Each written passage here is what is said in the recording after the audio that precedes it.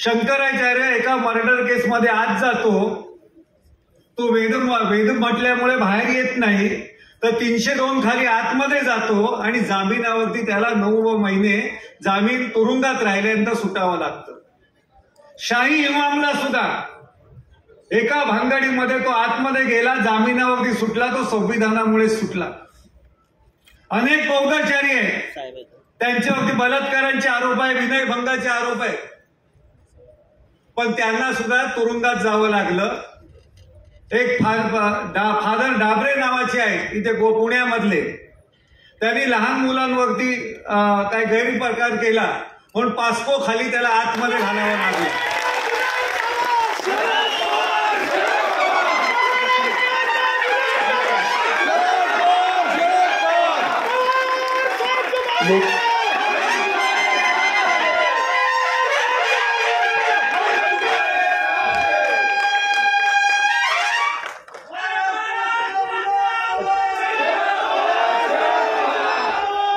लोकनेते पद्मभूषण शरदचंद्रजी पवार साहेब यांचं टाळ्यांच्या प्रचंड गजरामध्ये आपण एका या ठिकाणी स्वागत करूया.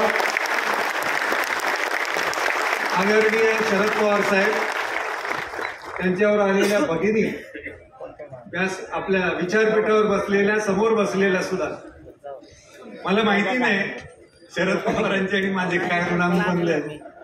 मला सत्कार केला त्यावेळी त्यांनी सांगितलं महारावांचं भाषण नंतर होऊन दे, त्याच्या आधी माझं भाषण करतो.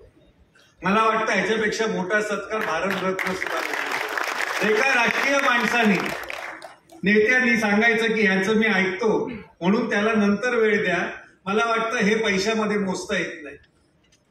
मला आता साहेब आहेत ते मला म्हणाले की एक व्यक्ती त्यांची मित्र अशी आलेली आहे की त्यांची 3 ऑपरेशन झाली आणि सकाळी ते भाषण ऐकण्यासाठी म्हणून हॉस्पिटलमधनं आलेले आहेत, इथे हजर आहे.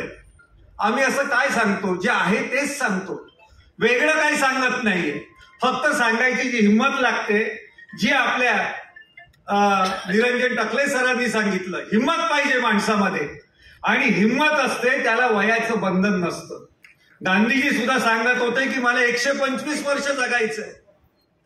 मला वाटतं शरद पवार सांगत असेल 200च्या खाली बोलूच नका, असले पाहिजे, तरुण आहेत त्यालाही लाजवे, अशा पद्धतीने त्यांचं काम चालू आहे. मी गेले 30-35 वर्ष ओळखतात, माझी पत्रकारिता त्यांना माहिती आहे. आपल्या लोकशाहीची गूंज कुठली असली पाहिजे, त्याचा थाट कुठला असला पाहिजे. ज्यांनी शरद पवारांचं राजकारण पाहिलेलं आहे, समजून घेतलेलं आहे, त्यांना लोकशाही म्हणजे काय वेगळं सांगायची गरज नाही, त्यांना संविधान म्हणजे वेगळं सांगायची गरज नाही, हा देश कोणाचा आहे सांगायची गरज नाही, हे वास्तव आहे. कारण शरद पवारांनी जो विचार घेतला तो शाहू फुले, आंबेडकर, संत तुकाराम, आणखीन त्यांच्या संपूर्ण संत परंपरेचा घेतलेला आहे, आणि आपण त्याच्या विपरीत वागतो.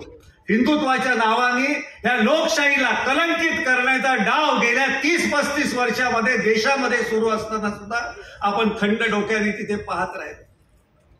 कारण आपल्याला देव, धर्म, संस्कृती ह्याच्या खोट्या परंपरेचा नाद आहे. कारण आपल्याला वास्तवामध्ये जगायचं नाही, वास्तव काय ते समजून घ्यायचं नाही. राजकारणी किंवा शरद पवारांसारखे नेते, अगदी बाळासाहेब ठाकरेंसाठी सारखे नेते, ते हिंदू हृदय सम्राट बिम्राट हे तुमच्यासाठी आहे. मी त्यांना स्वतःहून जवळून बघितलंय, ते इतके धर्मांध नव्हते कधी. ज्या माणसाने अंगात देवी आलेली बाई नाचत नाचत स्टेजपर्यंत आली नाशिकच्या अधिवेशनामध्ये, तिच्या डोक्यावरती हात ठेवल्यानंतर ती थंड बसली, ते कसलं हिंदुत्व असणार. ते सांगितलं हिच्या आलेल्या अंगातल्या देवीचा बाप मी आहे ना म्हणून थंड झालं ना, तरी आपले डोळे उघडले नाही. त्या हिंदुत्वाच्या नावाखाली आपण इथे ब्राह्मण्य जोपासलेलं आहे, त्याला पहिला हादरा दिला पाहिजे, आणि ते काम कायम पद्धतीने संघ करण्याचं काम करतं. गेल्या 2 महिन्यापूर्वी संघाचे सरसंघचालक म्हणाले की 2025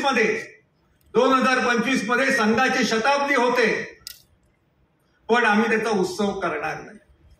ह्याच्यामध्ये त्यांची एक चालूगिरी आहे, वैचारिक सालसूळपणा आहे, बौद्धिक डोस आहे की आम्ही असे उत्सव मानत नाही, आणि देशाच्या ह्या चक्रामध्ये 100 वर्ष म्हणजे नगण्य आहे. पण ते साफ झूट आहे. ते शताब्दी साजरीच करू शकणार नाही, कारण त्याच्या आधी लोकांनी त्यांची 100 भरून टाकलेली असते. ते साजरी करू शकत नाही, कारण 2013 नंतर त्यांच्या संघ उद्दिष्टांशी आणखी समाजाच्या कुठल्याही व्यवस्थेची संबंध लागलेला नाही. गेले 10 वर्ष मोदी सरकार प्रचंड लूटमार करते, समाजाला फसवण्याचं काम करते. एका दिवसामध्ये ते आदेश वेगवेगळे देतात, तुम्हाला फसवून टाकतात. पण आपण लोक बोलत नाही त्याच्याबद्दल. त्याचं कारण असं आहे की आपल्याला खोट्या खोट्या गोष्टींचा नाद आहे. लोकशाही सांगते, जे संसदेमध्ये सेंगोल आणलं,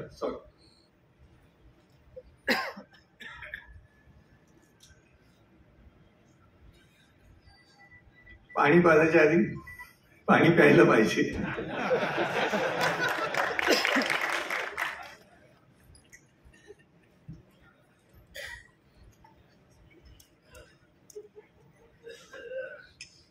आपण सुशिक्षित माणसं, लोकशाही सांगते, संविधान सांगतं, विज्ञानावरती निष्ठा ठेवा.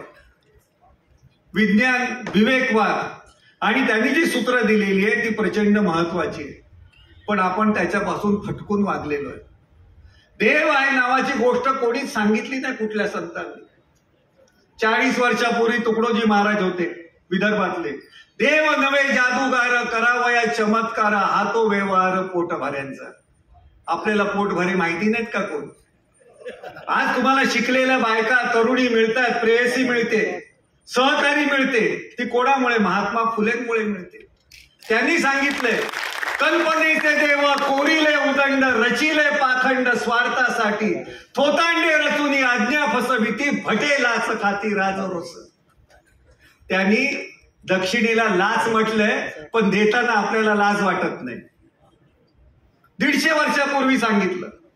त्याच्या आधी तुकाराम महाराजांनी सांगितलं, तीर्थी धोंडा पाणी देव रोकडा सज्जनी, देव पहावयासी गेलो देव होऊन या ठेलो. पण आम्ही त्यांचंही ऐकलं नाही. तो गोपाळ बडवे नावाचा बडवा तीर्थकुंडामध्ये लघवी केली त्यांनी. त्याला पकडला गेला सीसीटीव्ही मध्ये. लोकसत्तेमध्ये मोठी बातमी आली त्याच्यानंतर 2 महिन्यांनी की यावेळीची आषाढी एकादशीची वारी 8 लाखाची 11 लाख झाली. काय त्याच्या लघवीचा पराक्रम बघा ना, 3 लाखांनी. त्याच्या आधी 400 वर्ष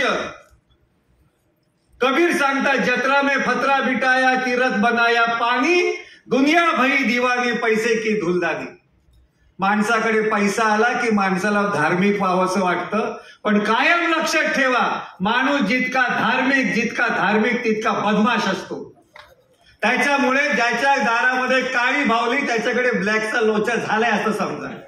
ज्यांनी सत्यनारायण घातला त्याच्याकडे समजायचं की क्रीम पोस्ट मध्ये बदली झाली म्हणजे जास्त हप्ते येणार. कुठल्या पद्धतीने आम्ही चालतो? संत ज्ञानेश्वर सांगतात अमृतानुभव मध्ये, देव हे कल्पित, शास्त्रे शाब्दिक, पुराणे सकळ बाष्कळीक. आणि आपण वेदांच्या गोष्टी सांगतो विमानं सोडायच्या. काय आपल्याला लोकशाही कळली आणि काय संविधान कळलं? संविधानात हे सांगितलंय. आणि म्हणूनच हिंदू हृदय सम्राटाचे वडील सांगतायत, हिंदू हृदय सम्राटांचे वडील सांगतायत की काय, शाहू महाराज आले, त्यांचं स्वागत होतं.